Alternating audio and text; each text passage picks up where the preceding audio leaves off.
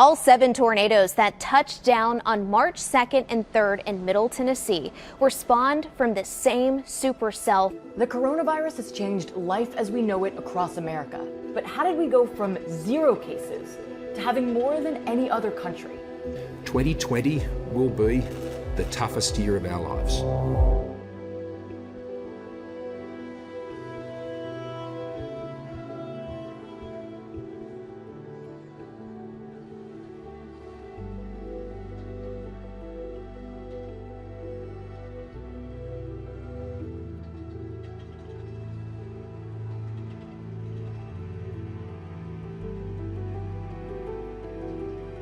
So 2020 and 2021 have obviously been unprecedented years in our nation, and one of the things that we have learned is that people have really struggled in their mental health based on everything that's gone on in the last 18 months or so.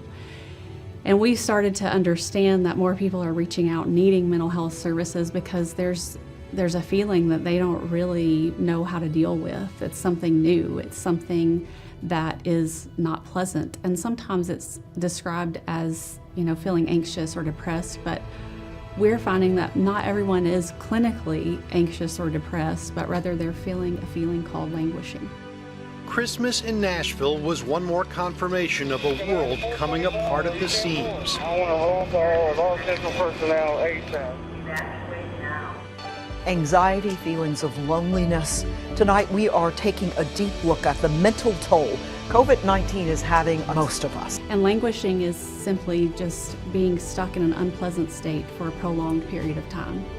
When you think about that definition, I feel like we're in that. Breaking news about a shooting at a Memphis area grocery store. It happened at a Kroger in Collierville, Tennessee. 13 people were shot. 1 person has been killed. The shooter. Giant retreat as they continue to fire off canisters of tear gas. It's kind of been this back and forth for the last hour. There's been a big wave of kind of retreat out into Union Avenue to be able. And in Tennessee specifically, we've experienced even more things than a pandemic. Much like the rest of the nation, we've experienced a lot of tension around the election. We experienced racial injustice that created a lot of tension among us. We experienced, just natural disasters, a number of them, from flooding and tornadoes. This is a lot at one time. And so in mental health, we know a lot about trauma, and we know how trauma affects people. And we know that people need to process trauma. But this has been a lot in 18 months, more than the norm. And so for people who don't have regularly any struggles with their mental health, they're now saying, what is this? Am I depressed? Am I anxious? Do I need help? Should I be reaching out for therapy? Some people are asking, will I snap out of this when everything goes back to normal? And a lot of us thought that, but things didn't go back to normal. And so where are we now? Languishing, it's a feeling of stagnation, a feeling of emptiness. And to keep it simple, it's the opposite of flourishing. That feeling of emptiness is something that I've felt. And I realized I've poured so much out. I need to be poured into. That is what I'm missing in this moment. I'm not interacting with others as I normally would. I don't feel myself, wanting to get up and do those things that I truly enjoy, that I love. And I'm lacking motivation to get things done. I consider myself to be the rock of the family. I'm coming around, always joking, always want to make sure that everyone is well taken care of, and trying to figure out how do we continue to stay close as a whole. Family is everything. And starting with my nephew, seeing how he's got to get going and getting back into school after a year of being virtual, I have to make sure that I'm taking care of myself so that I can help him. What can I do to work on this? What's wrong with me? And I had to realize, where am I growing? Where am I empty at? We think about 4 areas that we focus on, which is growing mentally, physically, spiritually, and emotionally. Where am I feeling empty? And I thought, how do I increase my spiritual sense? I began reading the Bible verse on a daily basis, being intentional about it. A lot of times we read and we don't read for comprehension. But what is truly behind this? What can really inspire me to continue to move forward?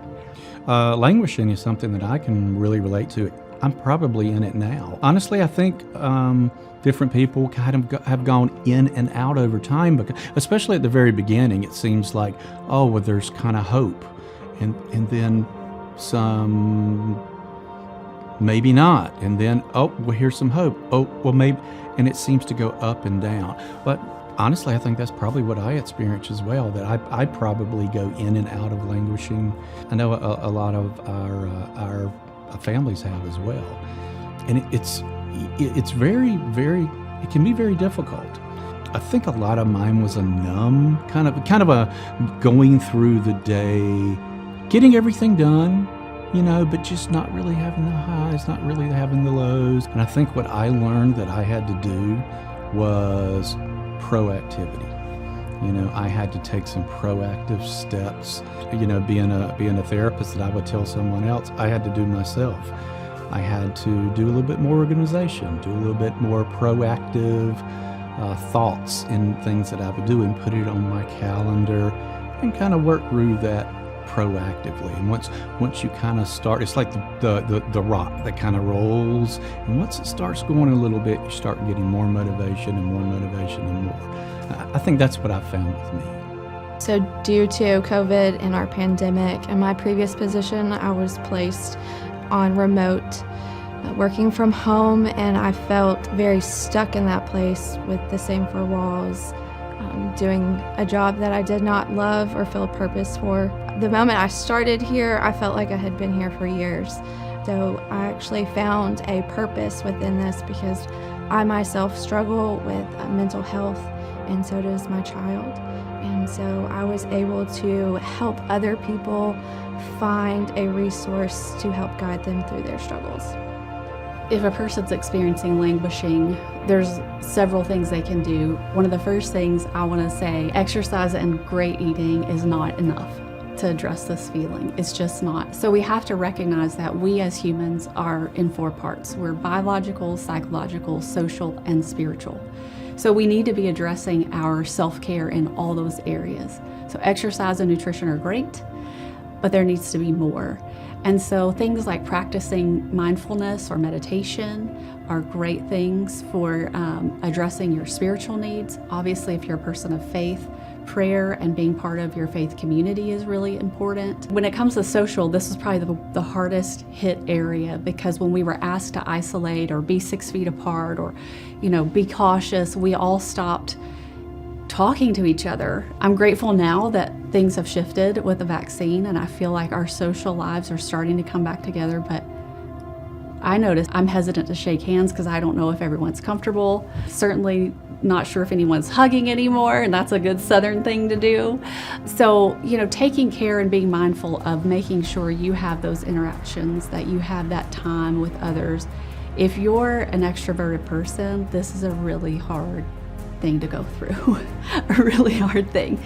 If you're an introverted person, you were probably okay for a while, and then it started to wane a little bit, because we are made for community. We are not made to live in isolation. So there is a deep need within us to have others in our lives, and that's important.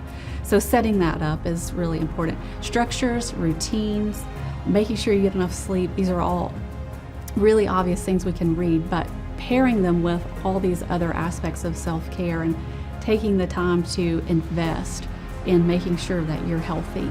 Health is more than exercise and nutrition, it really is.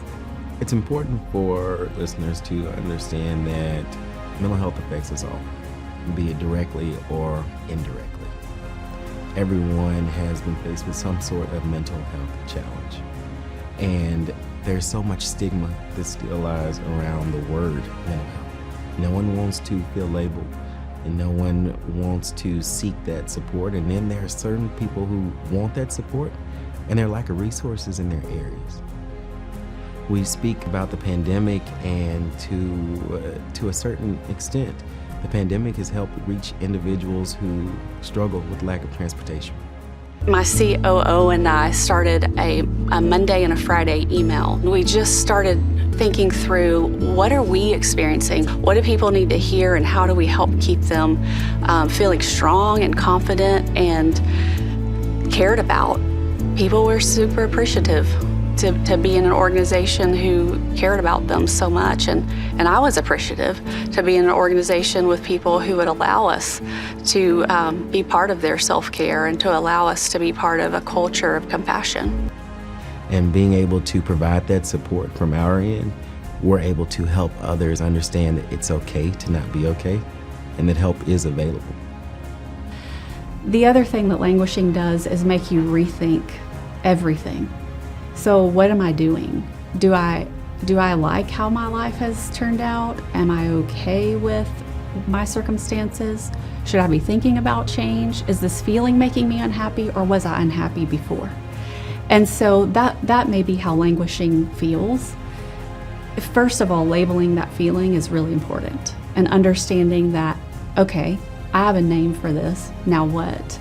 But for some people I've talked to, they would say just knowing that name, languishing, made them feel so much better. It's odd to say that just a label will make you feel better, because sometimes we feel the opposite. Please don't label me. I don't want to feel that I'm a blank type of person. But it's almost a release to this feeling that, okay, I don't have to keep struggling to figure it out. I now know what it is. What can I do next? So it moves people from struggling through the unknown into action. And that begins to start the conversation about languishing. One of the ways we decided was important to help the community beyond just news media interviews was really talking to the people in the community one-on-one. And we know COVID-19 can make you physically sick, but what about your mental health? Tennessee Voices wants to help. The organization is visiting some of our more rural areas, handing out supplies. Dozens of people volunteered today to help people struggling with mental health. Tennessee's leading mental health support service got out in Memphis today to spread the word about Suicide Prevention Month. Tennessee Voices decided to make sure that people here in Memphis knew where they can go to talk about their mental health needs. Teenagers lined up at the Morristown Housing Authority for free backpacks filled with mental health resources and other supplies. Tennessee Voices, a mental health support group, is behind the effort. So I asked Will to co-host a podcast with me.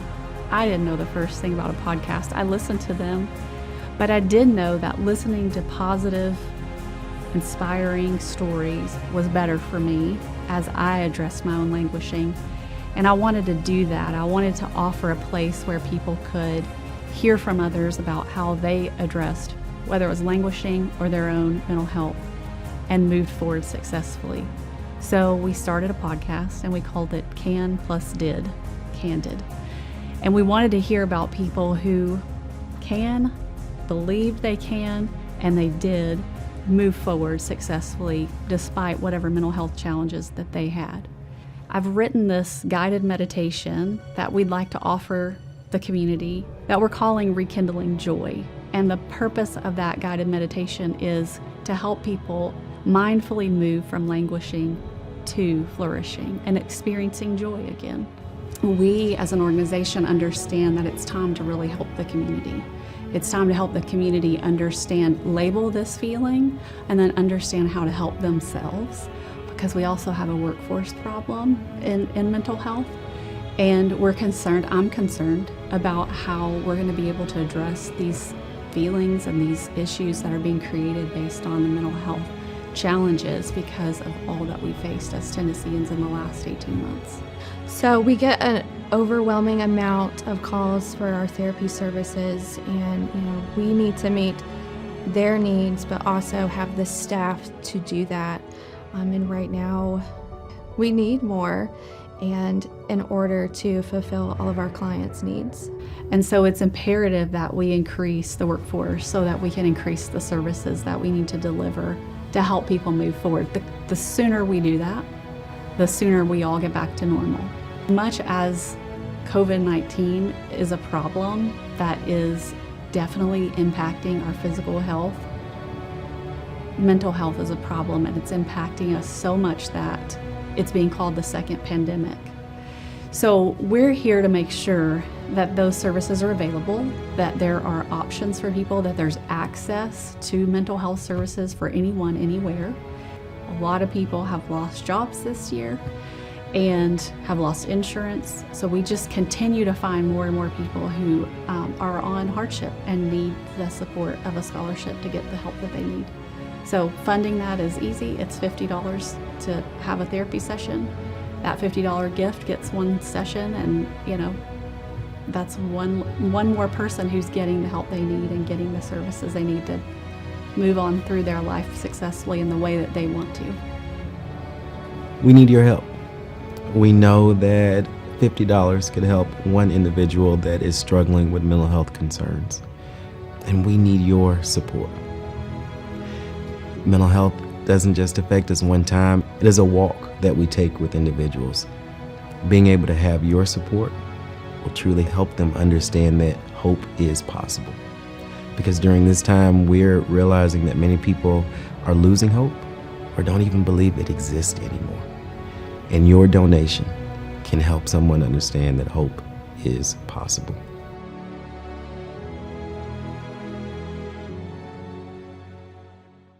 We want to close this Story of Hope show with a song entitled Together. This video collaboration will give you hope to move forward out of languishing into flourishing. But first, here's how you can get help for yourself and others, get free resources, and help other Tennesseans get the help they need through the services and support we provide at Tennessee Voices. If you or someone you know needs mental health support, you can go to our website at tnvoices.org and submit a referral by clicking the green button, completing the information, and someone from Tennessee Voices will contact you. One $50 donation can give one Tennessean the mental health support they need from Tennessee Voices. Will you help us reach the Tennesseans who haven't received the help they need by texting 44321 and the words TN Voices to receive a link to give, or go directly to our website at tnvoices.org/donate. All gifts are tax deductible. Tennessee Voices currently reaches over 60,000 Tennesseans each year with a message of hope, but the need is still great, with over 300,000 more Tennesseans that need mental health support. Every $50 donation helps. How many Tennesseans will you support? Please text 44321 and the words TN Voices, or go directly to our website at tnvoices.org/donate. The Tennessee Voices Hope Fund was started by our founder and former Second Lady of the United States, Mrs. Tipper Gore. The Hope Fund helps Tennesseans in need pay for mental health services at Tennessee Voices. Each day, requests for this fund increase.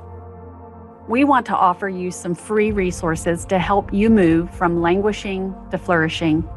These resources are available on our website at tnvoices.org. There you will find a link to our Story of Hope show, a one-page summary of what you've heard tonight to help you move from languishing to flourishing, a free download of our guided meditation called Rekindling Joy, and access to our online mental health resource library. Additionally, we invite you to download our podcast, Can Plus Did, available on all podcast listening platforms, and coming soon, a free app called My Health Coach to help you track your mental health daily. We invite you to share this story of hope, moving from languishing to flourishing, with your friends and family. You can easily share the link you are watching now or find it on our website at tnvoices.org. And now we close our show with an inspiring song written and performed collaboratively during the pandemic by brothers Luke and Joel Smallbone from the band For King and Country, along with Tori Kelly and Kirk Franklin. This song, entitled Together, is a joyous celebration of moving from languishing to flourishing together. The video features people like you and me. I hope you'll enjoy the song and stay to the end for some final reminders of how to get our free resources.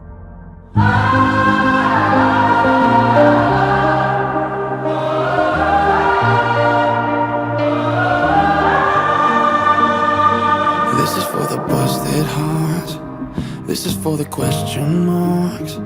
This is for the outcast soul, lost control, no one knows. Sing it for the can't go back. Sing it for the broken past. Sing it for the just found out. Life is now upside down. If you're looking for hope tonight, raise your hand. If you feel alone and don't understand, if you're fighting the fight of your life, then stand. We're gonna make it through this hand in hand. And if we fall, we will fall together. Together. This is for the second chance.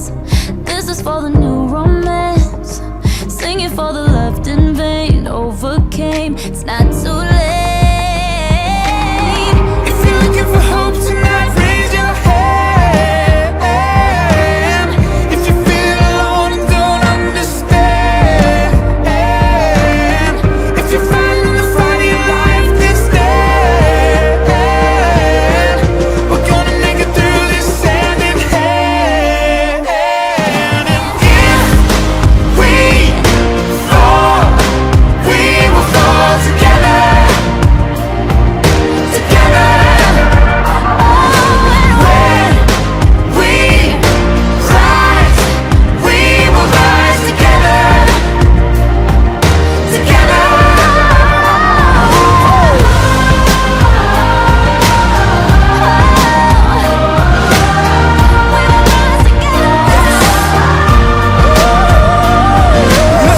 If you're looking for hope tonight, you're all alone. Feeling alone tonight, and you feel if you're in the fight of your life, I can promise we're gonna make it happen.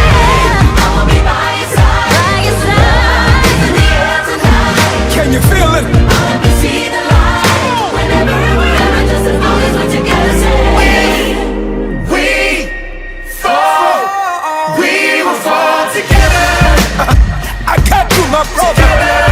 I see you, my sister. When we rise, we will rise together.